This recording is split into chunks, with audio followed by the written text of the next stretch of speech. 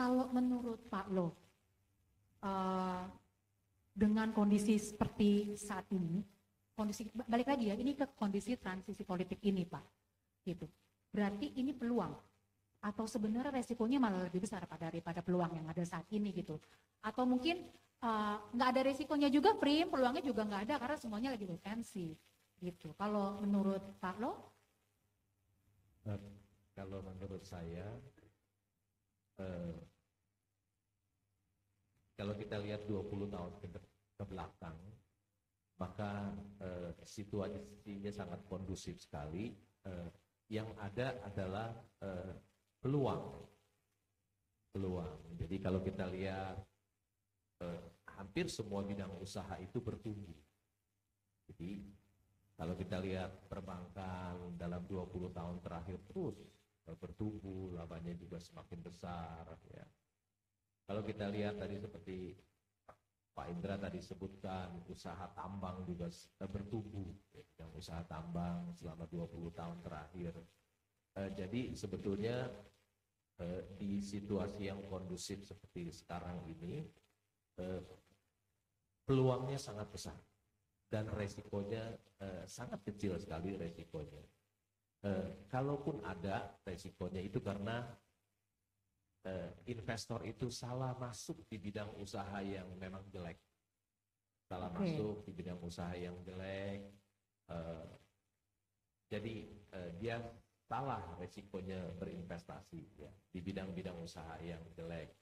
Tapi kalau kita lihat bidang-bidang usaha yang lain, semuanya dalam 20 tahun ke belakang sampai sekarang semuanya bertumbuh, artinya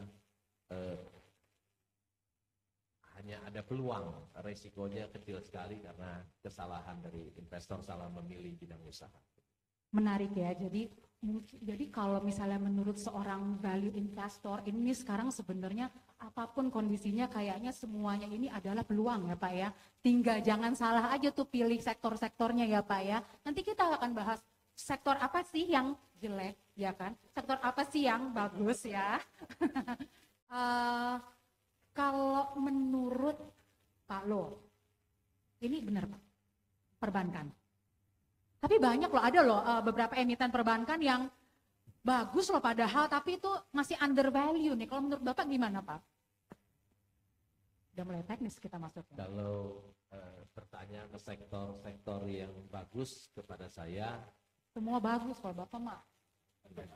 Siapa bilang semua iya, bagus. Yang jelek aja tadi kita minta yang jelek yang mana yang ya? Yang jelek lebih banyak. Oh yang jelek lebih banyak, oke baik, berarti yang bagus. Ya. Karena saya seorang investor saham. Ya. Pekerjaan saya sehari-hari adalah membeli saham perusahaan yang punya bisnis bagus. Catat, bisnisnya harus bagus. Tentu kalau pertanyaan ini bagi saya sangat mudah karena pekerjaan saya sehari-hari adalah membeli saham perusahaan yang punya bisnis bagus. Bisnis yang bagus itu nomor satu ya perbankan, ya. Ada bank pemerintah yang labanya 60 triliun, ada bank swasta yang labanya 50 triliun. Bidang usaha apa yang bisa cuan segitu? Tuh. Bidang usaha apa yang bisa untung 50 triliun, 60 triliun? Enggak ada. Hanya perbankan. Yang under value kan? Yang under value buat saya. Yang depannya B, belakangnya I. Loh, semuanya begitu ya? Depannya B, belakangnya I, tengahnya BR, enggak? Yang kedua, bidang usaha yang bagus adalah tambang. Oh. Ya. Ada tambang batu bara tahun lalu labanya 35 triliun. Bidang usaha apa yang bisa lebih untung dari kedua sektor ini? Ya. Jadi, menurut saya, dua sektor ini selain bagus, seperti tadi Bu Prima katakan, dia juga ada value. Banyak bank-bank yang asetnya 200 sampai 350 triliun masih price to book masih di bawah 1. Ya. Tambang-tambang batu bara juga yang labanya besar-besar masih diperdagangkan di price earning ratio 5 kali. Jadi dua sektor ini selain bagus juga valuasinya di bursa sangat murah. Gitu. Oke. Tapi ya Pak ya, yang biasanya kayak perbankan gitu ya Pak, itu kan lama ya naiknya ya. Kalau kita anak-anak muda nih, kita nih, kalau bapak-bapak kan udah itu kan, kalau aku enggak. Anak-anak sekarang itu kan maunya tuh yang cepat gitu, semuanya mesti instan gitu. Ya, ada nggak Pak kiat-kiat yang bisa disampaikan kepada teman-teman muda nih, para mahasiswa gitu ya. Sebenarnya kalau kita mau berinvestasi, terutama di pasar modal gitu ya Pak, itu yang mesti kita lihat gitu ya. Itu yang selain bisnisnya bagus, itu apa Pak? Apakah secara psikologis kita juga mesti sabar atau gimana? Selain bisnisnya bagus, juga si pengendali, direksi dan komisaris juga kita harus lihat apakah mereka orang jujur atau bukan. Kalau mereka bukan orang jujur, jangan pernah beli. Oke. Harus perusahaan itu dikendalikan oleh orang yang jujur. Kalau tidak jujur, habislah uang kita. Yang kedua tentu labanya besar. Ketiga, dia harus bertumbuh. Yang keempat, dia harus valuasinya harus wajar, harganya wajar. Syukur bisa dapat harga murah ya. Jadi kita harus punya prinsip, belilah perusahaan yang bagus itu di harga yang wajar, ya, bukan harga yang mahal. Ya. Harga yang wajar itu harga yang murah bukan Pak? Yang wajar, kalau murah lagi murah ya. Kita untuk mendapatkan wonderful company sangat sulit di harga yang murah. Jadi kalau kita ingin beli wonderful company itu di harga yang wajar saja sudah syukur ya.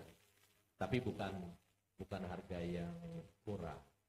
Bukan harga yang mahal. Tapi banyak orang-orang kaya, investor-investor itu masih suka beli perusahaan. Mereka bukan buy a wonderful company at a fair price, tapi mereka buy a fair company at a wonderful price. Jadi beli company yang biasa-biasa di harga yang murah. Terbalik, meskipun mereka udah jadi orang yang sangat kaya, pengusaha yang tetap, mereka belum bisa memilih perusahaan yang wonderful company. Baik. Dan bursa adalah perangkat untuk memindahkan uang orang tidak sabar kepada orang yang sabar. Pak Lo, diversifikasi portfolionya tuh mesti seperti apa sih Pak? Diversifikasi itu diajarkan oleh sekolah-sekolah bisnis. Diversifikasi itu pun disukai oleh pakar-pakar keuangan, mengajarkan diversifikasi. Artinya don't put all eggs in one basket. Artinya kalau kita punya uang 20% di saham, 20% di emas, 20% di properti, 20% di obligasi dan lain-lain. Sebetulnya diversifikasi itu adalah untuk melindungi ketidaktahuan kita. Melindungi ketidaktahuan kita. Tetapi sangat tidak masuk akal bagi orang yang tahu apa yang dia lakukan untuk melakukan diversifikasi. Kalau dia menemukan saham Mercy yang dijual harga bajai, Mercy dijual di harga bajai di dunia nyata tidak ada, tapi itu adanya di Bursa Efek Indonesia, di bursa saham. Kalau dia menemukan Mercy harga bajai, masa dia hanya beli sedikit? Dia diversifikasi hanya beli sedikit saja lah. Ya. Tentu tidak. Nah, kita akan membeli sebanyak-banyaknya dari uang kita, melupakan diversifikasi. Kalau kita mendapatkan berlian yang dijual harga kerikil, masa kita hanya beli sedikit diversifikasi? Nggak mungkin kalau kita bisa uang kita semuanya dorong ke sana semua. Kita lupakan diversifikasi. Jadi diversifikasi itu untuk melindungi ketidaktahuan kita.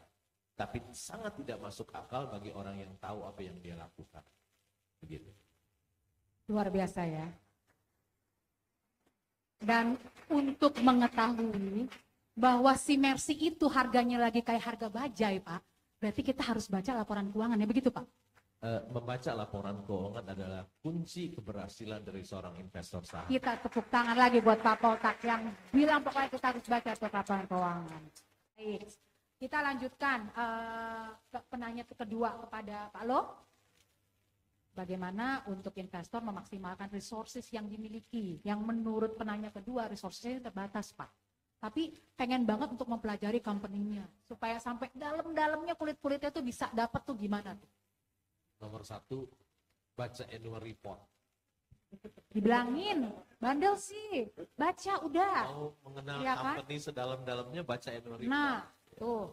Jadi kita tahu siapa direksinya, komisarisnya siapa, pemegang saham pengendalinya siapa.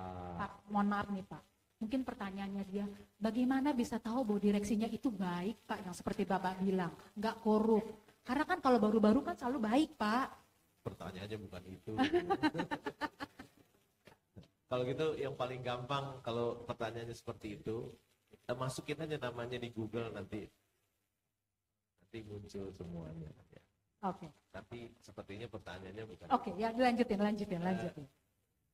Ingin tahu sangat dalam, ya baca annual report. Jadi tahu bidang usahanya apa. Plus semua anak perusahaannya, mungkin ada 20, 50 anak perusahaannya dibaca. Ya. Laporan keuangannya dilihat, jadi tahu penjualannya berapa, labanya berapa, modalnya berapa, hutangnya berapa, uang yang dikas berapa, semuanya kondisi keuangannya. Price earning ratio-nya berapa, price to book-nya berapa. Kalau mau lebih mengenal lagi, hadir di public expose, jadi bisa kenal dengan direksi dan komisaris, bisa bertanya kepada mereka, sehingga bisa tahu betul tentang perusahaan itu. Bisa dapat makan siang juga Pak biasanya. Kalau RUPS bisa ikutan, bisa dapat makan siang juga sebenarnya. Jadi baik bagi perbaikan gizi teman-teman yang Tapi mahasiswa. kalau misalnya dia mau ikut terus, berarti mesti punya dong ya? Mesti punya sahamnya Pak? Satu lot aja cukup. Oh, satu lot aja cukup.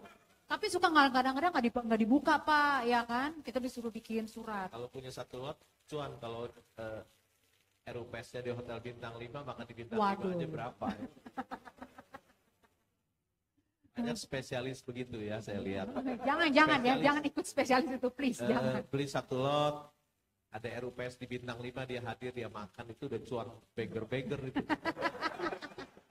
Belum lagi dapat banyak itu ya, banyak souvenir. Nah, iya nyari souvenirnya ya Pak ya, aduh itu luar biasa. Nah ini dia, terakhir dari Pak Lo, silakan Pak Lo. Selesaikanlah studimu. Dengan belajar setiap hari. Oke. Agar itu bisa menjadi satu kebanggaan buat dirimu, buat orang tuamu, dan juga engkau bisa setelah selesai bisa bekerja di perusahaan yang besar. Sementara mahasiswa mungkin belum punya uang, bisa cari uang dengan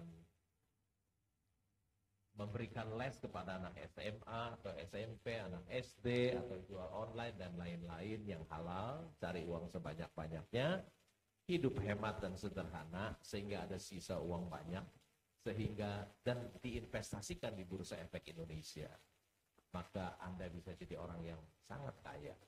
Begitu. Iya. Jadi teman-teman, bukan masalah berapa banyak uang yang kita miliki, tapi bagaimana kita mengelolanya. Punya uang disisihkan, jangan disisain. Ya, jangan cuma ditabung, tapi juga harus diinvestasikan. Jadi harus mulai dari saat ini. Dan untuk masa politik kita yang sedang transisi, Bapak-bapak tadi sudah mengatakan bahwa semuanya kondusif, semuanya optimis. Jadi kalau Bapak-bapak kita ini optimis, berarti kita semua juga optimis. Oke? Oke, kalau begitu mungkin kita sudahi ya diskusi panel kita sore hari ini. Terima kasih, saya Prima. Sampai jumpa.